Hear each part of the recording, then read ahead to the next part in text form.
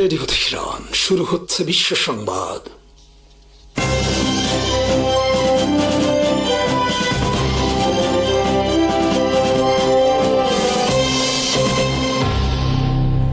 শুরুতেই সংবাদ শিরোনাম। বড় কোনো চুক্তি ছাড়া শেষ হলো ট্রাম্পের চীন সফর। ইরান বিষয়ে নীরব উভয় পক্ষ। ট্রাম্প বলেছেন তিনি তাইওয়ানের স্বাধীনতার বিরুদ্ধে। ইরান 20 বছরের জন্য পারমাণবিক কর্মসূচি স্থগিত রাখতে রাজি। ট্রাম্প বলেছেন এটা যথেষ্ট। সংযুক্ত আরব আমিরাতের সঙ্গে ভারতের প্রতিরক্ষা ও জ্বালানি চুক্তি। ভারতে ঐতিহাসিক মসজিদকে মন্দির ঘোষণা।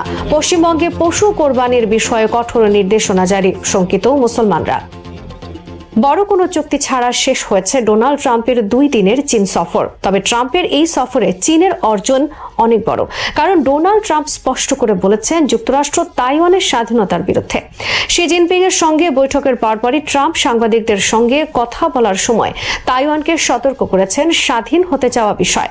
ট্রাম্প বলেছেন, আমি চাই না তাইওয়ান স্বাধীন হোক এবং কেউ হঠাৎ করে স্বাধীনতা ঘোষণা করুক। আমি চাই তারা যেমন আছে তেমনই থাক। চীন যদি তাইওয়ান দখল করতে চায় সে বিষয়ে তাইওয়ানকে রক্ষায় যুক্তরাষ্ট্র এগিয়ে আসবে কিনা সাংবাদিকদের এই প্রশ্নের কোনো জবাব দেননি ট্রাম্প। তিনি বলেছেন, আমি যতদিন ক্ষমতায় আছি ততদিন চীন এটা করবে না। চীন সফর শেষে দেশে ফেরার পথে বিমানে ট্রাম্প সাংবাদিকদের বলেন, চীন সফরের প্রধান ইস্যু ছিল তাইওয়ান। এ নিয়ে শি জিনপিং এর সঙ্গে প্রায় রাত ভর তার আলোচনা হয়েছে।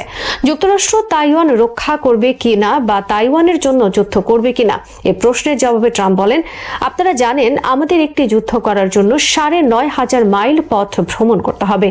তা আমি চাইছি না। আমি চাই তারা শান্ত হোক, আমি চাই চীন শান্ত হোক। ট্রাম্প বলেন, শি জিনপিং দ্বীপটি নিয়ে খুবই দৃঢ় মনোভাব পোষণ করেন এবং স্বাধীনতার জন্য কোনো আন্দোলন দেখতে চান না। তাইওয়ান নিয়ে চীনের সঙ্গে কোনো সংঘাতের আশঙ্কা করছেন কিনা এমন প্রশ্নের জবাবে ট্রাম্প বলেছিলেন, না, আমি তা মনে করি না। আমার মনে হয় আমরা ঠিক থাকবো। শি যুদ্ধ দেখতে চান না। ডোনাল্ড ট্রাম্প বলেন, আমরা যুদ্ধ করতে চাই না এবং যদি পরিস্থিতি যেমন আছে তেমনই রাখা হয় আমার মনে হয় চীন তাতে রাজি থাকবে। কিন্তু আমরা চাই না যে কেউ বলুক চলো স্বাধীন হয়ে, কারণ যুক্তরাষ্ট্র আমাদের সমর্থন করছে। ট্রাম্প যেমন তাইওয়ানের স্বাধীনতার বিরুদ্ধে স্পষ্ট অবস্থানের কথা জানিয়েছেন, তেমনি তাইওয়ানের কাছে $14 বিলিয়ন অস্ত্র বিক্রির অনুমোদনও স্থগিত রেখেছেন। গত বছরের শেষের দিকে ট্রাম্প প্রশাসন এই অনুমোদন দিয়েছিল এবং চীন এর বিরুদ্ধে তীব্র আপত্তি জানায়। তাইওয়ান ছাড়া ট্রাম্পের চীন সফর বিষয়ে প্রকৃতপক্ষে কি আলোচনা হয়েছে সে বিষয়ে উভয় পক্ষ কঠোর নীরবতা অবলম্বন করছে। বিশেষ করে ইরান বিষয়ে আলোচনার কোনো কিছু প্রকাশ করেনি কোনো পক্ষ। যুক্তরাষ্ট্রের প্রেসিডেন্ট ডোনাল্ড ট্রাম্প বলেছেন, ইরান পারমাণবিক কর্মসূচি 20 বছরের জন্য স্থগিত রাখতে রাজি এবং আমি মনে করি এটা যথেষ্ট। তবে এটা হতে হবে সত্যিকার অর্থে 20 বছর এবং এ সময় ইরানকে প্রকৃত অর্থেই বিরত থাকতে হবে পারমাণবিক কর্মসূচি থেকে। ট্রাম্প বলেন, এর মাধ্যমে ইরান পারমাণবিক কর্মসূচি থেকে পুরোপুরি সরে আসার দিকে রয়েছে। তারা বলেছে তারা 450 কেজি ইউরেনিয়াম হস্তান্তর করতে রাজি, কিন্তু তা ধ্বংসস্তূপের নিচে চাপা পড়ে আছে। সেটি তারা অপসারণ করতে পারছে না। ধ্বংসস্তূপের নিচ থেকে তা উদ্ধার করার ক্ষমতা আছে কেবল যুক্তরাষ্ট্র ও চীনের। ট্রাম্প বলেন, ইরানের সর্বশেষ দেওয়া প্রস্তাব তিনি ছুঁড়ে ফেলে দেননি এবং এখনো সেটি সচল আছে। ভারতের সঙ্গে গুরুত্বপূর্ণ প্রতিরক্ষা ও জ্বালানি অংশীদারিত্ব চুক্তি করছে ইসরায়েলের দোসর সংযুক্ত আরব আমিরাত। চুক্তি অনুযায়ী ভারতে দীর্ঘমেয়াদী বা কৌশলগত জ্বালানি মজুত গড়ে তুলতে সহায়তা করবে আমিরাত। তাছাড়া আরও কয়েকটি খাতে দেশটি কমপক্ষে $5 বিলিয়ন বিনিয়োগ করবে ভারতে। ভারতের প্রধানমন্ত্রী শুক্রবার আমিরাত সফরের সময় 2 দেশ এই চুক্তি করে। সম্প্রতি ওপেক থেকে বের হয়ে আসার পর সংযুক্ত আরব আমিরাত প্রথম ভারতের সঙ্গে প্রতিরক্ষা সহযোগিতা ও জ্বালানি রপ্তানি বিষয়ক চুক্তি করল। ইরানের পররাষ্ট্রমন্ত্রী আব্বাস আরাকচি বলেছেন, হরমুজ প্রণালীর নিরাপত্তা নিশ্চিত করতে ইরান সবসময়ই তার ঐতিহাসিক দায়িত্ব পালন করবে। একই সঙ্গে তিনি আশ্বস্ত করেছেন যে বাণিজ্যিক জাহাজ চলাচলের নিরাপত্তার বিষয়ে গুরুত্বপূর্ণ দেশগুলো ইরানের ওপর আস্থা রাখতে পারে। দিল্লিতে ভারতের পররাষ্ট্রমন্ত্রী এস জয়শঙ্করের সঙ্গে বৈঠকের পর সামাজিক যোগাযোগ মাধ্যম এক্সে দেওয়া এক পোস্টে এই মন্তব্য করেন তিনি। আরাকচি জানান, বৈঠকে 2 দেশের মধ্যে বিভিন্ন গুরুত্বপূর্ণ ইস্যুতে ফলপ্রসূ আলোচনা হয়েছে। এ সময় তিনি হরমুজ প্রণালীর নিরাপত্তা প্রসঙ্গেও ইরানের অবস্থান স্পষ্ট করেন। ইরান ইস্যুতে বিভক্তি দেখা দিয়েছে রাশিয়া চীন নেতৃত্বাধীন ব্রিক্সে। ফলে কোনো যৌথ বিবৃতি ছাড়াই শেষ হয়েছে তাদের সম্মেলন। ব্রিক্সের এই বিভক্তির মূলে রয়েছে সংযুক্ত আরব আমিরাত। 14 মে নয়াদিল্লিতে ব্রিক্স পররাষ্ট্রমন্ত্রীরা 2 দিনের বৈঠকে মিলিত হন। বৈঠকের যৌথ বিবৃতিতে ইরানের পররাষ্ট্রমন্ত্রী আব্বাস আরাকচি সদস্য দেশগুলোকে যুক্তরাষ্ট্র ও ইসরায়েলের ইরান আগ্রাসনের বিরুদ্ধে নিন্দা জানানোর আহ্বান জানান, কিন্তু সংযুক্ত আরব আমিরাত এর বিরোধিতা করে। ব্রিক্স জোটে মূল সদস্য হিসেবে রয়েছে ব্রাজিল, রাশিয়া, ভারত, চীন ও দক্ষিণ আফ্রিকা এবং নতুন সদস্য হিসেবে রয়েছে ইথিওপিয়া, মিশর, ইরান, ইন্দোনেশিয়া ও সংযুক্ত আরব আমিরাত। সরাসরি সংযুক্ত আরব আমিরাতের নাম উল্লেখ না করে আরাকচি সংবাদ সম্মেলনে বলেন, ব্রিক্সের একজন সদস্য ভারতের বিবৃতির কিছু অংশ আটকে দিয়েছে। আরাকচি বলেন, ওই নির্দিষ্ট দেশটির সাথে আমাদের কোনো সমস্যা নেই। বর্তমান যুদ্ধে তারা আমাদের লক্ষ্যবস্তু ছিল না। আমরা কেবল আমেরিকান সামরিক ঘাঁটি এবং আমেরিকান সামরিক স্থাপনাগুলোতে আঘাত এনেছি, যেগুলো দুর্ভাগ্যবশত তাদের মাটিতেই অবস্থিত। ভারতের মধ্যপ্রদেশে ঐতিহাসিক একটি মসজিদকে মন্দির হিসেবে ঘোষণা দিয়েছে মধ্যপ্রদেশের হাইকোর্ট। হিন্দুদের আবেদনের প্রেক্ষিতে শুক্রবার আদালত এই সিদ্ধান্ত দিয়েছে। মসজিদটি ভোজশালা কমপ্লেক্সে অবস্থিত এবং এটিকে এখন সরস্বতীর মন্দির হিসেবে ঘোষণা করা হয়েছে। রায়ে বলা হয়েছে, ভোজশালায় মসজিদ নির্মাণের আগে একটি সংস্কৃত শিক্ষা কেন্দ্র এবং সরস্বতীর মন্দির ছিল বলে প্রমাণ মিলেছে। আদালত বলেছে, ঐতিহাসিক সাহিত্য থেকে এটি প্রতিষ্ঠিত হয় যে বিতর্কিত এলাকাটির চরিত্র ছিল ভোজশালা, যা পরমার রাজবংশের রাজা ভোজের সঙ্গে সম্পর্কিত একটি সংস্কৃত শিক্ষার কেন্দ্র ছিল। আদালত মুসলিম সম্প্রদায়কে জেলায় একটি মসজিদ নির্মাণের জন্য পৃথক জমি বরাদ্দের জন্য রাজ্য সরকারের কাছে আবেদন করার আহ্বান জানিয়েছে। হিন্দু সম্প্রদায় ভোজশালাকে রাজা ভোজ নির্মিত সরস্বতীর মন্দির বলে মনে করে। অন্যদিকে মুসলিম পক্ষ দাবি করে, এই স্থানটি বহু শতাব্দী ধরে কামাল মাওলা মসজিদ হিসেবে ব্যবহৃত হয়ে আসছে। 2003 সালের ASI চুক্তি অনুসারে হিন্দু ও মুসলমানরা যথাক্রমে মঙ্গলবার ও শুক্রবার এখানে প্রার্থনা করে থাকেন। হিন্দু পক্ষ এই আদেশকে হাইকোর্টে চ্যালেঞ্জ করে এবং কমপ্লেক্স থেকে মুসলমানদের অপসারণ করে শুধু হিন্দুদের পূজার স্থান হিসেবে দাবি করে। স্থানটিকে মন্দির হিসেবে ঐতিহাসিকভাবে প্রমাণের জন্য যে প্রতিবেদন আদালতে উপস্থাপন করা হয়েছে তাকে পক্ষপাত দুষ্ট হিসেবে আখ্যায়িত করেছে সেখানকার মুসলমানরা। পশ্চিমবঙ্গে বিজেপির জয়ের পর এবার পশু কোরবানি নিয়ে তীব্র আতঙ্কে ভুগছেন মুসলমান সম্প্রদায়। কারণ পবিত্র ঈদ উল আজহার সামনে রেখে সরকারের পক্ষ থেকে ধর্মীয় কারণে পশু কোরবানির ক্ষেত্রে যে কঠোর বিধিনিষেধ আরোপ করা হয়েছে তা নিয়ে মুসলিম জনগোষ্ঠীর মধ্যে প্রবল উৎকণ্ঠা ছড়িয়ে পড়েছে। রাজ্যের স্বরাষ্ট্র দপ্তরের বিজ্ঞপ্তিতে জানানো হয়েছে, গরু, মহিষ বা বলদ জবাই করতে হলে সংশ্লিষ্ট পৌরসভার চেয়ারম্যান বা পঞ্চায়েত সমিতির সভাপতি এবং একজন সরকারি পশু চিকিৎসকের কাছ থেকে যৌথভাবে ফিটনেস সার্টিফিকেট নিতে হবে।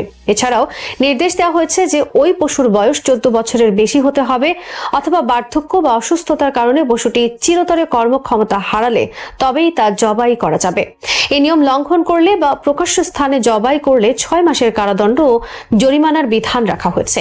এই নির্দেশিকা কার্যকর হওয়ার পর থেকেই রাজ্যের বিভিন্ন প্রান্তে স্বঘোষিত গোরক্ষক ও গেরুয়া গোষ্ঠীগুলোর তৎপরতা ব্যাপকভাবে বৃদ্ধি পেয়েছে।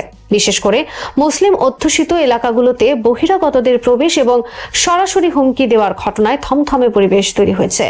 যুক্তরাষ্ট্র ও ইরানের মধ্যকার ভঙ্গুর যুদ্ধবিরতি এখনও কার্যকর থাকলেও সাম্প্রতিক কিছু গোপন সামরিক ও কূটনৈতিক ঘটনার পর উপসাগরীয় অঞ্চলে আবারও বড় ধরনের সংঘাতের আশঙ্কা তৈরি হয়েছে। বিশেষ করে সংযুক্ত আরব আমিরাত বা UAE-র বিরুদ্ধে উঠে আসা অভিযোগ, তারা নীরবে ইরানের ভেতরে সামরিক হামলা চালিয়েছে, যা পুরো অঞ্চলের নিরাপত্তা হিসাবকে পাল্টে দিয়েছে। যদি ওয়াশিংটন ও তেহরানের মধ্যকার যুদ্ধবিরতি ভেঙে যায়, তাহলে ইরানের সম্ভাব্য প্রতিশোধমূলক হামলার অন্যতম প্রধান লক্ষ্য হতে পারে UAE। একই সঙ্গে কুয়েতে ইসলামিক রেভলিউশনারি গার্ড কর্পস বা IRGC-র সদস্যদের গ্রেফতারের খবর উপসাগরীয় নিরাপত্তা পরিস্থিতিকে আরও জটিল করে তুলেছে। ওয়াল স্ট্রিট জার্নালের এক প্রতিবেদনে দাবি করা হয়েছে, ইরানের হামলার জবাবে আরব আমিরাত গোপনে ইরানের লাজান দ্বীপে সামরিক আঘাত হানে। এই হামলাটি সংগঠিত হয় 7 এপ্রিল ঘোষিত যুদ্ধবিরতির ঠিক আগ মুহূর্তে। প্রতিবেদনে বলা হয়, আরব আমিরাতের ব্যবহৃত ফরাসি মিরাজ যুদ্ধবিমান এবং চীনা উইংলং ড্রোন ইরানের আকাশে সক্রিয় ছিল বলে উপগ্রহ চিত্রে দেখা গেছে। যদিও আরব আমিরাত আনুষ্ঠানিকভাবে বিষয়টি স্বীকার করেনি, তবে মধ্যপ্রাচ্যের কূটনৈতিক মহলে এই অভিযোগ ব্যাপক আলোচনার জন্ম দিয়েছে। এর ফলে আরব আমিরাত এখন ইরানের চোখে শুধু কূটনৈতিক প্রতিপক্ষ নয়, সরাসরি সামরিক প্রতিপক্ষ হিসেবেও বিবেচিত হতে পারে। এই পরিস্থিতি এমন এক সময় সামনে এসেছে যখন মার্কিন প্রেসিডেন্ট ডোনাল্ড ট্রাম্প বলেছেন ইরান তার পারমাণবিক কর্মসূচি নিয়ে যুক্তরাষ্ট্রের দাবির প্রতি নমনীয় না হওয়া পর্যন্ত যুদ্ধবিরতি সুতার উপর ঝুলছে। একই সময়ে মার্কিন প্রতিরক্ষা দপ্তর জানিয়েছে ইরানের সঙ্গে সংঘাতের ব্যয় বেড়ে প্রায় $29 বিলিয়ন পৌঁছে গেছে। 2 সপ্তাহ আগে হিসাবের তুলনায় এটি $4 বিলিয়ন বেশি। এই বিপুল ব্যয় এবং দীর্ঘস্থায়ী সংঘাতের আশঙ্কা ওয়াশিংটনের ওপরও চাপ বাড়াচ্ছে। ইরান ইতিমধ্যেই উপসাগরীয় অঞ্চলে আরব আমিরাতকে অন্যতম লক্ষ্যবস্তু হিসেবে চিহ্নিত করেছিল। ফেব্রুয়ারির শেষ দিকে শুরু হওয়া সংঘাতে আরব আমিরাতে তেল স্থাপনা ও বন্দরগুলো লক্ষ্য করে একাধিক ক্ষেপণাস্ত্র ও ড্রোন হামলা চালানো হয়। ইরানের দৃষ্টিতে আমিরাত ছিল এমন একটি আরব রাষ্ট্র যারা শুধু যুক্তরাষ্ট্রের ঘনিষ্ঠ মিত্র নয়, বরং প্রকাশ্য তেহরান বিরোধী অবস্থান নিয়েছে। বিশেষ করে ইসরায়েলের সঙ্গে সম্পর্ক স্বাভাবিক করতে আব্রাহাম অ্যাকর্ডে স্বাক্ষর করার পর থেকে আরব আমিরাতকে ইরান একটি শত্রু ভাবাপন্ন শক্তি হিসেবে বিবেচনা করতে শুরু করে। তবে উপসাগরীয় অঞ্চলের সব আরব রাষ্ট্র ইউএই এর মতো অবস্থান নেয়নি। সৌদি আরব, কাতার এবং ওমান তুলনামূলকভাবে বেশি সতর্ক কৌশল অনুসরণ করেছে। সৌদি আরবের সাবেক মার্কিন রাষ্ট্রদূত তুর্কি আল ফাইসাল সম্প্রতি এক নিবন্ধে লিখেছেন, ইসরায়েল চেয়েছিল আরব রাষ্ট্রগুলোকে ইরানের বিরুদ্ধে পূর্ণাঙ্গ যুদ্ধে জড়িয়ে ফেলতে, কিন্তু সৌদি আরব সেই ফাঁদে পা দেয়নি। তার মতে, সৌদি আরব যদি সরাসরি যুদ্ধে জড়িয়ে পড়ত তাহলে দেশটির পূর্বাঞ্চলের তেল স্থাপনাগুলো ধ্বংস হয়ে যেত, লবণাক্ত পানি বিশুদ্ধকরণ কেন্দ্রগুলো আক্রমণের মুখে পড়ত, হজ কার্যক্রম ভয়াবহভাবে ক্ষতিগ্রস্ত হতো এবং ভিশন 2030 প্রকল্প থমকে যেত। এই অবস্থান থেকে বোঝা যায় উপসাগরীয় দেশগুলোর মধ্যে ইরানকে ঘিরে গভীর বিভাজন রয়েছে। ইউএই চাইছে আরো শক্ত প্রতিরোধ, কিন্তু সৌদি আরব ও কাতার আশঙ্কা করছে যে সামরিক প্রতিরোধ ইরানের সঙ্গে দীর্ঘমেয়াদী বৈরিতা সৃষ্টি করবে, যার অর্থনৈতিক ও নিরাপত্তাগত মূল্য হবে বিপর্যয়কর। এদিকে কুয়েতে নতুন উত্তেজনার সৃষ্টি হয়েছে। দেশটির সংবাদ মাধ্যম জানিয়েছে আইআরজিসির অন্তত 4 সদস্যকে গ্রেপ্তার করা হয়েছে, যারা মাছ ধরার নৌকায় ঘুরে কুয়েতের বুবিয়ান দ্বীপে প্রবেশের চেষ্টা করছিল। কুয়েত সরকার অভিযোগ করেছে তারা সন্ত্রাসী হামলার পরিকল্পনা করছিল। এই দ্বীপটি কৌশলগতভাবে অত্যন্ত গুরুত্বপূর্ণ, কারণ এটি পারস্য সাগরের প্রবেশ মুখের কাছাকাছি অবস্থিত। কুয়েতের পররাষ্ট্র মন্ত্রণালয় ইতিমধ্যে ইরানের রাষ্ট্রদূতকে তলব করে ঘটনার ব্যাখ্যা চেয়েছে। যদিও ইরানি গণমাধ্যম এখনও ঘটনাটি নিয়ে কিছু প্রকাশ করেনি, তবে ইউএই কুয়েতের প্রতি সংহতি প্রকাশ করে আইআরজিসির শত্রুতামূলক ও সন্ত্রাসী কর্মকাণ্ড প্রতিহত করার আহ্বান জানিয়েছে। এই ঘটনার আরেকটি গুরুত্বপূর্ণ দিক হল কুয়েতি সংবাদ মাধ্যমে ইঙ্গিত দেওয়া হয়েছে যে বুবিয়ান দ্বীপে শুধু মার্কিন নয়, চীনের উপস্থিতিও রয়েছে। ফলে এই অঞ্চলে এখন শুধু যুক্তরাষ্ট্র ইরান দ্বন্দ্ব নয়, বরং বৃহৎ শক্তিগুলোর প্রতিযোগিতাও নতুন মাত্রা পাচ্ছে। উপসাগরীয় অঞ্চলের এই সংঘাতের কেন্দ্রে রয়েছে হরমুজ প্রণালী। বিশ্বের জ্বালানি পরিবহনের অন্যতম গুরুত্বপূর্ণ এই নৌপথ ইরানের জন্য একটি কৌশলগত অস্ত্র। যুক্তরাষ্ট্র বা তার মিত্ররা ইরানের উপর চাপ বাড়ালে তেহরান হরমুজ প্রণালীতে অবরোধ বা নিয়ন্ত্রণ আরোপের হুমকি দেয়। ইতিমধ্যে ইরান ও ওমানের মধ্যে এই প্রণালী দিয়ে চলাচলকারী জাহাজের প্রশাসনিক ব্যবস্থা পুনর্গঠন নিয়ে আলোচনা হয়েছে। ইরান জাহাজ চলাচলের জন্য নতুন সেবামূলক চার্জ আরোপের পরিকল্পনাও করেছে। ইরান মনে করে উপসাগরীয় কিছু আরব রাষ্ট্র তাদের আকাশসীমা ও মার্কিন ঘাঁটি ব্যবহার করতে দিয়েছে, যাতে যুক্তরাষ্ট্র ইরানের ওপর হামলা চালাতে পারে। যদিও এসব দেশ প্রকাশ্যে নিজেদের নিরপেক্ষ দাবি করে আসছে, তেহরানের গোয়েন্দা মূল্যায়ন ভিন্ন। এই অবিশ্বাসী এখন পুরো অঞ্চলকে এক অদৃশ্য যুদ্ধের দিকে ঠেলে দিচ্ছে। যুক্তরাজ্য সহ ইউরোপীয় দেশগুলোর সামরিক উপস্থিতিও এই সংকটে নতুন মাত্রা যোগ করেছে। ব্রিটিশ ও অন্যান্য ইউরোপীয় বিমান বাহিনী উপসাগরীয় মিত্রদের প্রতিরক্ষায় সহায়তা করছে, তবে ইউরোপীয় সরকারগুলো তাদের জনগণের কাছে এটিকে নিরপেক্ষ মিত্রদের রক্ষা হিসেবে তুলে ধরছে, যেন তারা সরাসরি যুদ্ধে জড়িত নয়। বাস্তবে এই সহায়তা ইরানের দৃষ্টিতে পশ্চিমা সামরিক জোটের অংশ হিসেবেই বিবেচিত হচ্ছে। অন্যদিকে ইসরায়েলও আরব আমিরাতকে রক্ষায় সক্রিয় হয়েছে। ইসরায়েলে নিযুক্ত মার্কিন রাষ্ট্রদূত মাইক হুকেবি জানিয়েছেন, ইসরায়েল আরব আমিরাতের প্রতিরক্ষা জোরদার করতে আয়রন ডোম ব্যাটারি ও সামরিক কর্মী পাঠিয়েছে। এর ফলে ইরান এখন আরব আমিরাতকে কেবল প্রতিপক্ষ নয়, বরং ইসরায়েলি নিরাপত্তা বলয়ের অংশ হিসেবেও দেখছে। আমিরাতের সঙ্গে ইরানের দ্বন্দ্ব শুধু ভূ রাজনৈতিক নয়, আদর্শিকও। আব্রাহাম অ্যাকর্ডের মাধ্যমে ইসরায়েলের সম্পর্ক স্বাভাবিক করার পর থেকেই আমিরাত নিজেকে মধ্যপ্রাচ্যের নতুন অর্থনৈতিক ও প্রযুক্তিগত কেন্দ্র হিসেবে প্রতিষ্ঠা করতে চেয়েছে, কিন্তু ইরান এটিকে আরব বিশ্বের ঐতিহ্যগত অবস্থানের বিশ্বাসঘাতকতা হিসেবে দেখে। একই সঙ্গে আরব আমিরাত অভিযোগ করে আসছে, ইরান তাদের বিরুদ্ধে অযৌক্তিকভাবে আক্রমণাত্মক আচরণ করছে এবং ইসরায়েলের সঙ্গে সম্পর্কের কারণেই তাদের লক্ষ্যবস্তু বানানো হয়েছে।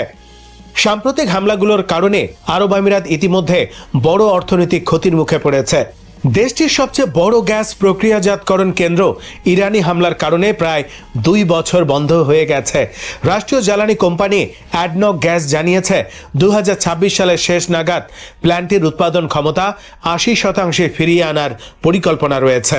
আর পূর্ণ সক্ষমতায় ফিরতে 2027 সাল পর্যন্ত অপেক্ষা করতে হবে। এই ঘটনা দেখিয়ে দিয়েছে আধুনিক অবকাঠামো নির্ভর উপসাগরীয় অর্থনীতিগুলো কতটা ঝুঁকির মধ্যে রয়েছে। একই সময় মধ্যপ্রাচ্যে নতুন কূটনৈতিক জোট তৈরির আভাসও দেখা যাচ্ছে। পাকিস্তানের প্রতিরক্ষা মন্ত্রী খাজা আসিফ বলেছেন, পাকিস্তান, সৌদি আরব, তুরস্ক ও কাতার, এই 4 দেশ এমন একটি আঞ্চলিক সমন্বয়ের দিকে এগুচ্ছে যারা ইরানের সঙ্গে সরাসরি সংঘাতে জড়াতে চায় না। তুরস্কের পররাষ্ট্রমন্ত্রী হাকান ফিদান আরও স্পষ্টভাবে বলেছেন, মধ্যপ্রাচ্যের স্থিতিশীলতার সবচেয়ে বড় চ্যালেঞ্জ হচ্ছে ইসরায়েলি সম্প্রসারণবাদ।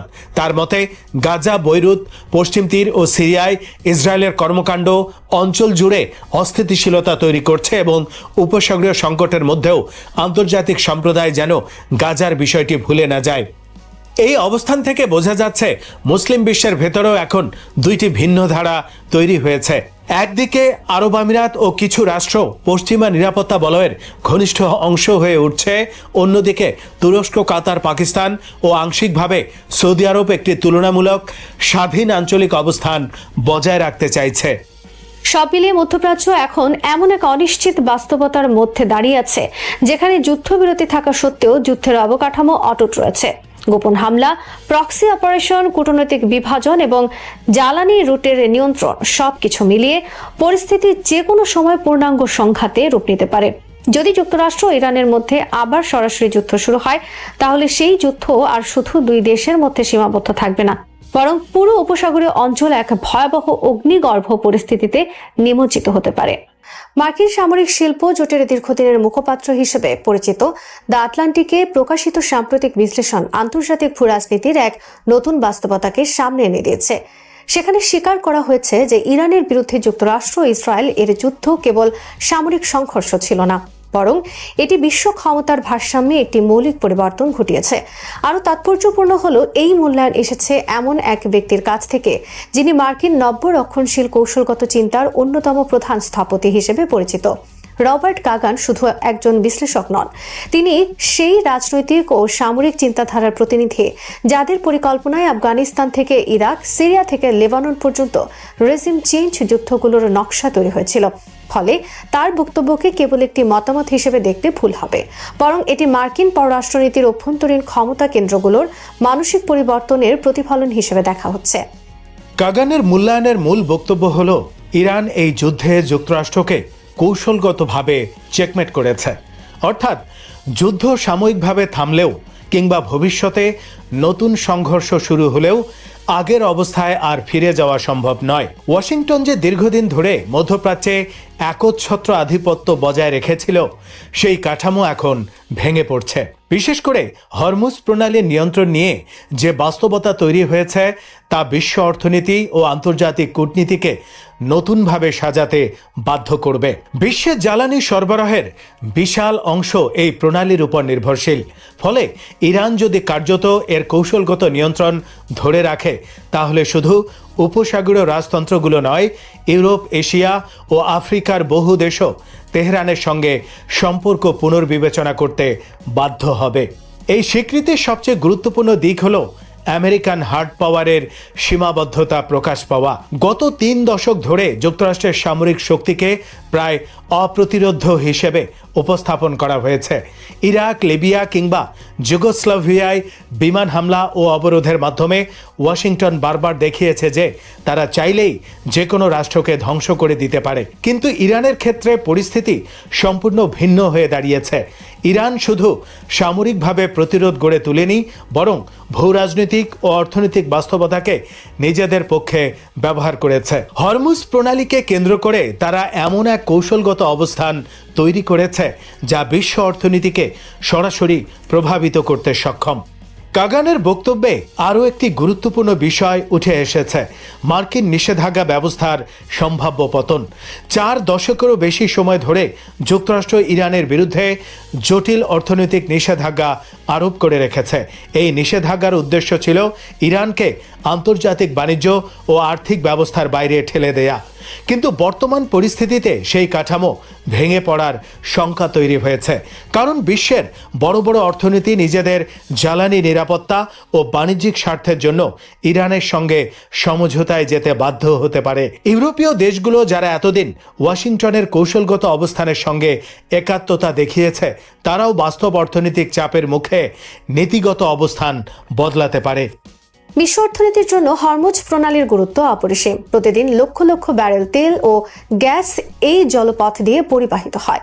ফলে যদি সেখানে অস্থিতিশীলতা তৈরি হয়, তাহলে জ্বালানির দাম কয়েক গুণ বেড়ে যেতে পারে। এর প্রভাব পড়বে শিল্প উৎপাদন, খাদ্য সরবরাহ, পরিবহন ও বৈশ্বিক মুদ্রাস্ফীতির উপর। কাগানির বিশ্লেষণে ইঙ্গিত দেওয়া হয়েছে যে বহু দেশ ইতোমধ্যে তেহরানের সঙ্গে নীরব সমঝোতার পথ খুঁজছে, যাতে তাদের জাহাজ নিরাপদে চলাচল করতে পারে। এমনকি পশ্চিমা জ্বালানি কোম্পানিগুলোর মধ্যেও বাস্তববাদী চিন্তা শুরু হয়েছে, কারণ মার্কিন নির্দেশনা মেনে চলতে গিয়ে যদি নিজেদের অর্থনীতি ধসের মুখে পড়ে, তাহলে তারা শেষ পর্যন্ত নিজেদের জাতীয় স্বার্থকেই অগ্রাধিকার দেবে। এই বাস্তবতা ইসরায়েলের জন্য গভীর সংকট তৈরি করতে পারে। দীর্ঘদিন ধরে পশ্চিমা শক্তিগুলো মধ্যপ্রাচ্যে ইসরায়েলকে কৌশলগত মিত্র হিসেবে ব্যবহার করেছে, কিন্তু যদি বিশ্বের বৃহৎ অর্থনীতিগুলো মনে করে যে ইসরায়েলের কর্মকাণ্ডের কারণে তাদের জ্বালানি নিরাপত্তা হুমকির মুখে পড়ছে, তাহলে তারা আগের মতো নিঃশর্ত সমর্থন দিতে আগ্রহী নাও থাকতে পারে। গাজা, লেবানন কিংবা সিরিয়ায় ইসরায়েলের সামরিক অভিযান নিয়ে আন্তর্জাতিক সমালোচনা আগেও ছিল, কিন্তু এখন বিষয়টি শুধু মানবাধিকার বা নৈতিকতার প্রশ্নে সীমাবদ্ধ নেই, বরং সরাসরি অর্থনৈতিক ও কৌশলগত নিরাপত্তার প্রশ্নে পরিণত হচ্ছে। ফলে ইউরোপীয় দেশগুলো নতুন করে হিসেব নিকেশ শুরু করতে পারে। রবার্ট কাগানের বিশ্লেষণের আরেকটি তাৎপর্যপূর্ণ দিক হলো তিনি স্বীকার করেছেন যে ওয়াশিংটনের সামনে এখন বাস্তবিক অর্থে দুটো পথ খোলা রয়েছে। একদিকে যুদ্ধ চালিয়ে গেলে এমন এক বৈশ্বিক অর্থনৈতিক বিপর্যয় সৃষ্টি হতে পারে যা 1920-এর দশকের মহামন্দার মতো পরিস্থিতি তৈরি করবে। অন্যদিকে এখনই পিছু হটে ক্ষতি সীমিত করার চেষ্টা করা যেতে পারে।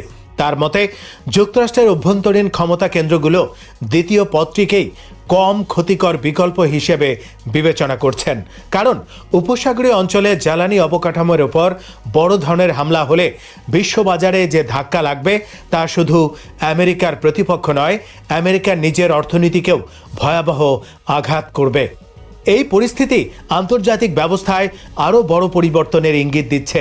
দ্বিতীয় বিশ্বযুদ্ধের পর থেকে যুক্তরাষ্ট্র নিজেকে বৈশ্বিক শৃঙ্খলার প্রধান রক্ষক হিসেবে প্রতিষ্ঠা করেছে।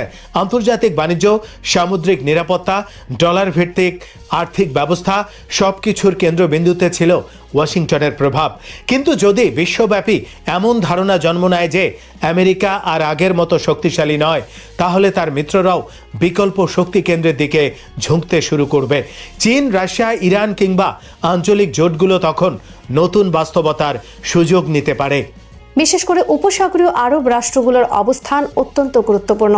এতদিন তারা নিরাপত্তার জন্য যুক্তরাষ্ট্রের উপরে নির্ভর করেছে, কিন্তু যদি তারা মনে করে যে সংকটের মুহূর্তে ওয়াশিংটন তাদের রক্ষা করতে সক্ষম নয়, তাহলে তারা তেহরানের সঙ্গে সম্পর্ক উন্নয়নের পথে হাঁটতে পারে। ইতিমধ্যেই সৌদি আরব ও ইরানের মধ্যে সম্পর্ক পুনঃস্থাপনের প্রক্রিয়া শুরু হয়েছিল চীনের মধ্যস্থতায়। বর্তমান সংকট সেই প্রবণতাকে আরও জোরদার করতে পারে। একইভাবে সংযুক্ত আরব আমিরাত, কাতার কিংবা ওমানও আরও বাস্তববাদী কূটনৈতিক অবস্থান নিতে পারে। এই পুরো পরিস্থিতির মধ্যে সবচেয়ে বড় পরিবর্তনটি সম্ভবত মানসিক ও প্রতীকী। দীর্ঘদিন ধরে পশ্চিমা বিশ্বে ইরানকে একটি বিচ্ছিন্ন, দুর্বল ও নিষেধাজ্ঞায় জর্জরিত রাষ্ট্র হিসেবে উপস্থাপন করা হয়েছে। কিন্তু এখন যদি মার্কিন নীতি নির্ধারণী মহলের মধ্যেই এই উপলব্ধি তৈরি হয় যে ইরান বাস্তবে একটি বৈশ্বিক শক্তিতে পরিণত হয়েছে, তাহলে আন্তর্জাতিক রাজনীতিতে তেহরানের অবস্থান মৌলিকভাবে বদলে যাবে।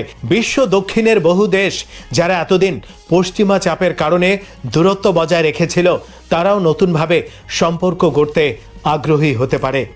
অবশ্য এই বিশ্লেষণের সমালোচনা রয়েছে।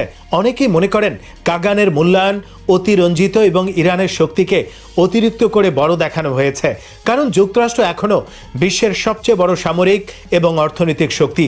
তাদের বৈশ্বিক সামরিক ঘাঁটি, প্রযুক্তিগত সক্ষমতা ও মিত্রজোট এখনও অতুলনীয়। কিন্তু বাস্তবতা হলো কেবল সামরিক শক্তি দিয়েই সব সমস্যার সমাধান সম্ভব নয়, বিশেষ করে যখন প্রতিপক্ষ ভূগোল, জ্বালানি ও আঞ্চলিক প্রভাবকে কৌশলগত অস্ত্র হিসেবে ব্যবহার করতে পারে।